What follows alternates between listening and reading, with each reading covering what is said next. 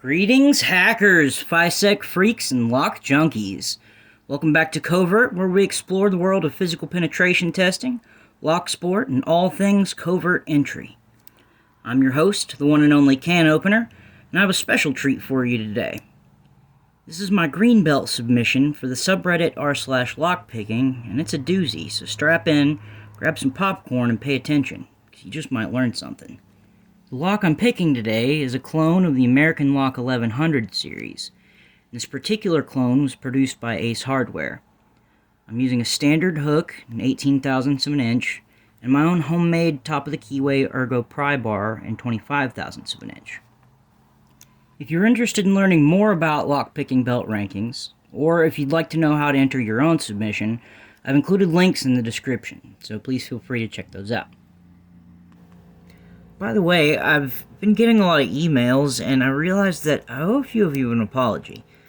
I'd promised that Social Engineering Part 2 would be released on February 19th, Saturday, and I'm truly sorry. From the bottom of my heart, I mean that. I got so caught up in life that I just genuinely forgot.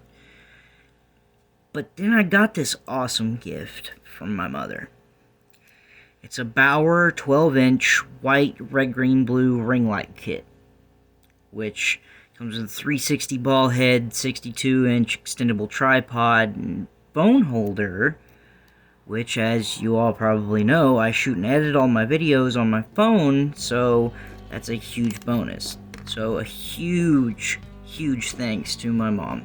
She's always been so incredibly supportive of everything I do, and I couldn't be more grateful. I love you, Mom. So, getting down to business, we're disassembling the lock housing so we can get to this core to gut it. We gotta take out this screw.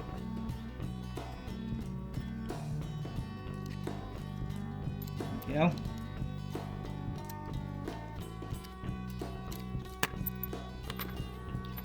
Now, this is normally where I would remove the anti-bypass wafer from inside the lock housing, and we'll discuss why later on. However, I've elected to leave it in so that we can use it as a teachable moment later when it comes time to reassemble.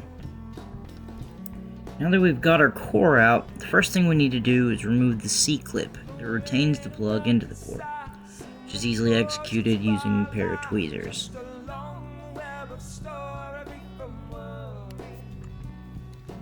Simply apply pressure with both tips to evenly push the clip right off, without damaging or deforming the clip. Now we need our pinning tray. I made this one myself from a piece of corrugated plastic that my brother got from a graphic design company he used to work at. The plug follower I'm using for this gutting, consequently, is actually made from a pin from the same company. So I suppose I'll throw a shout out to Gooder Graphics. They're not sponsoring this video or anything, but they're good people and they're great at what they do, so go Gooder Graphics! Gutting is best described as depopulation of the pin chambers. So you want to obviously start with your plug.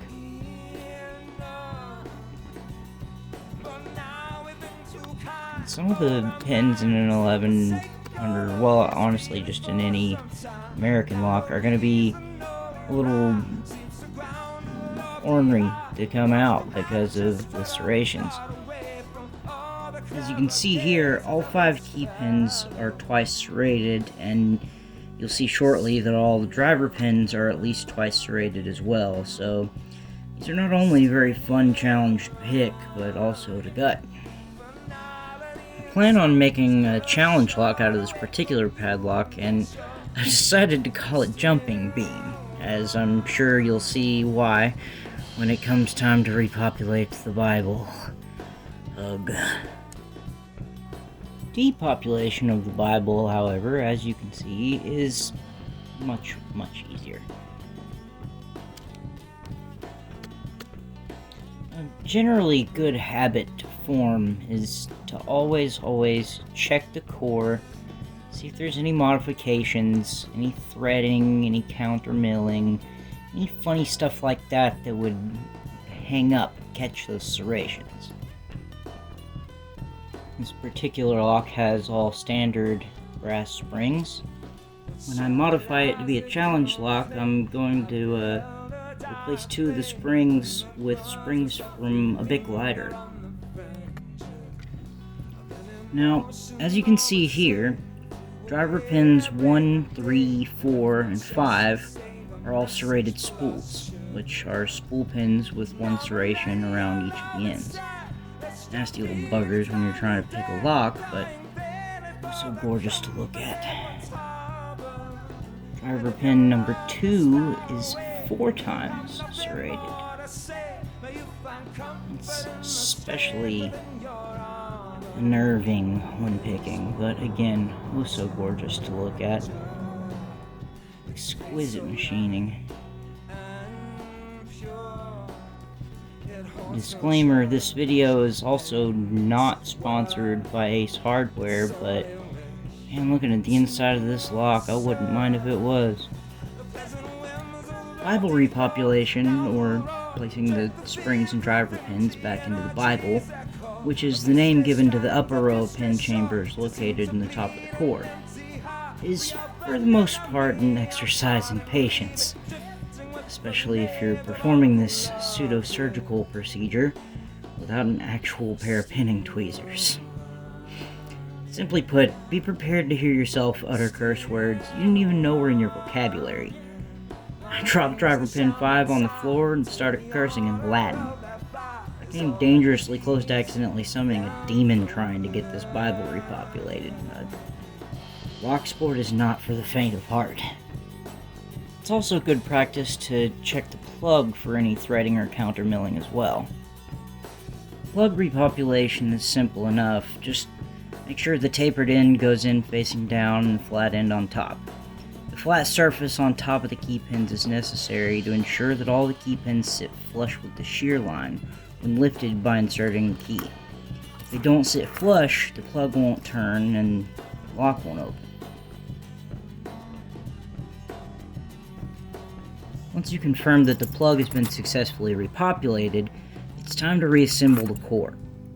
We align the plug with the follower, and I personally like to turn the top of the plug 90 degrees towards me, or counterclockwise, while inserting into the core, just to prevent any hang-ups. Then replace the C-clip to retain the core. Now it's time for that teachable moment I mentioned earlier. If you look inside the lock housing, you'll see what's called an anti-bypass wafer, and it's still turned 90 degrees clockwise to the open position. So unless you insert the core with the plug turned to the same angle, the wafer won't line up, the actuator and the core will not fit securely into the lock housing, causing what we refer to as a traffic jam, which is very frustrating.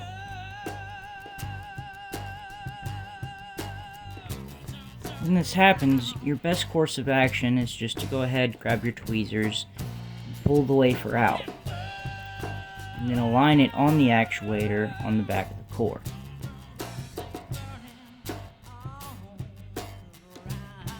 The little groove that you see on the wafer aligns with the little hole that you see on the back of the core. And the hole in the wafer goes around the actuator, like so.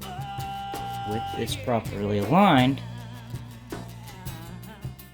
the core will fit snug and secure within the lock housing, exactly as it's supposed to. No traffic jam. Yay! Now it's time to reassemble the lock housing, and we're in the home stretch. We replace our anti-drill plate, and then the threaded retainer post, which is what the screw goes into in order to retain the plate and hold the core in place.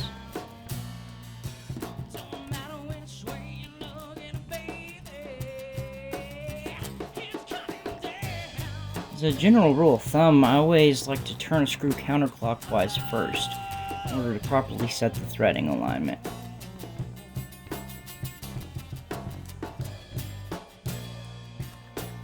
anytime that you gut and reassemble a lock, you always want to make sure that the key still works. This is called key functionality confirmation, or key-con for short. Once you've confirmed that the key and the spring are both functioning correctly, you're finished. You've just successfully gutted and reassembled the American clone. In conclusion, I'd like to thank the lock sport community for their welcoming and supportive nature. And a special thanks to the r/lockpicking subreddit and its moderators for providing such an excellent forum for sharing knowledge and asking questions without fear of disdain. You guys are the real heroes. I just wanted to say thanks for watching. If you like this video, then press the thumbs up. If you'd like to see more content like this, then please make sure you subscribe and jingle that little bell. See you next time on Covert. I'm your host, Can0pen3r's.